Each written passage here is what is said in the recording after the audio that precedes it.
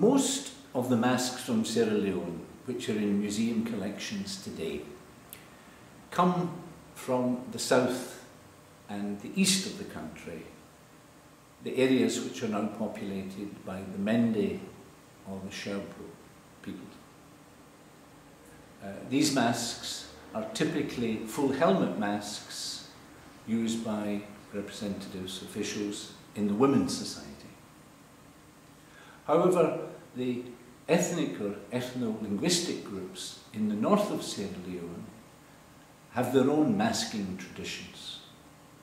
And the masks associated with these, although less well known, are quite distinctive. Whereas the masks of the Sande Society are typically full helmet masks which fit entirely over the head of the wearer. The masks associated with the northern ethnic groups fit over the face, sometimes supported by a ridge which rests on the top of the head, but they do not, generally speaking, go right over the head. These masks are associated with male initiation, the time in adolescence or in late childhood when boys are prepared for their adult roles in society, a ceremony called Rabbi, or the kingdom. And the children themselves, when they are going through this, are sometimes referred to as princes or kings. So there is an identification of adulthood with Timni royalty or chiefship. The mask you see here are worn by a figure who is referred to as Kabemba, which literally means the grandfather in Timni. Although the reference is not to any particular grandfather, but to the general grandfather, the ancestor of the children who are going through the initiation.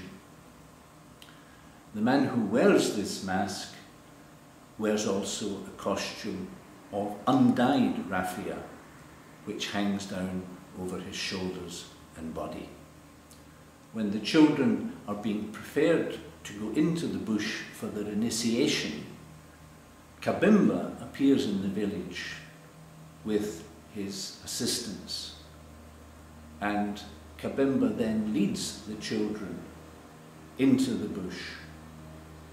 While they are in the bush during their initiation, they are fed, and there is communication maintained between the children in the bush, in the initiation site and the village, and it is Kabemba who acts as the intermediary.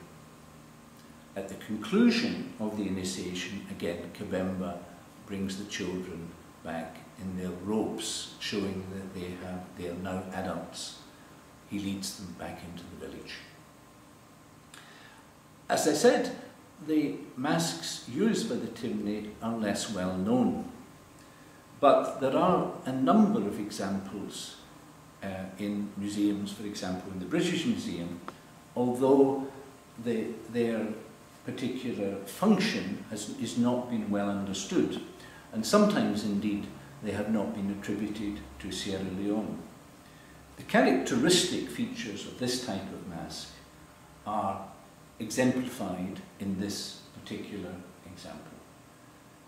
They have a heavy overhanging forehead, a strong nose which descends straight from the forehead, a mouth, eyes pierced through the plane of the mask, and as you can see in this example, horns arising from the top of the mask. Sometimes these masks are made entirely of wood, and sometimes they are wood decorated, as in this case, with metal strips. The nature of the metal in this case, I'm not sure, but it may well be, as in some cases, brass, in which case when the metal was first put in, it would stand out brightly and reflect the light of the fire and the light of the sun, so that the face would be highlighted by the metal strips going across. You can see similar features in this mask here. The horns stretching back, the metal strips with the imprinting of designs here and also on the strips. The features outlined by metal strip going across the nose, down the nose, and then across, and here again metal strips here and here. There are a number of these masks which are known to have come from Sierra Leone around the early years of the 20th century. There is a mask here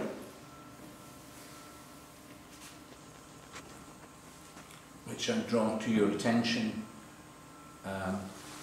Now you will see that there is a slight greenish tinge to the metal here, and I do think this particular mask has brass strips. What's interesting about this one, which came to the British Museum in the second or third decade of the 20th century, is that there is an almost identical mask made, I'm sure, by the same carver with the same kind of decoration around the mouth, which has been in the Museum for Volkerkunde in Vienna since 1905. And that was documented as having been collected by a trader, an Austrian trader in Sierra Leone at that date, and was sent back to the museum. So these masks are very distinctive and form a group of masks which are used by various ethnic groups, the Timne, the Limba, and even the southern Koranko, who are not usually assumed to have a masking tradition.